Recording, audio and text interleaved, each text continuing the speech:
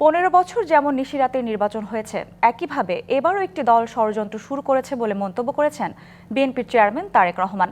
সিলেট থেকে ঢাকায় ফেরার পথে রাতে নারায়ণগঞ্জের 2500-এ আয়োজিত নির্বাচনী জনসভায় তিনি আরও বলেন, রাষ্ট্র মেরামত করতে চাইলে সবাইকে ঐক্যবদ্ধ থাকতে হবে। ভোটারদের সতর্ক করে বলেন, ষড়যন্ত্র শুরু হয়েছে, এবার তাহাজ্জুদের সময় উঠে প্রস্তুতি নিতে হবে এবং ফজরের নামাজ পড়েই ভোট কেন্দ্রে গিয়ে লাইনে দাঁড়াতে হবে।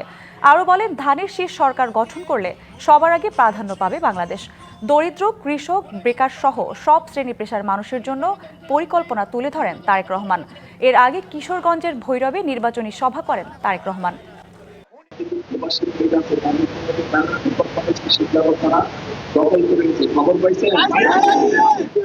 এদের সাথে গত 15 বছর যে নিশিরাতের নির্বাচন আর ভোটটাতে নির্বাচন পার্থক্য এদের সাথে আমাদের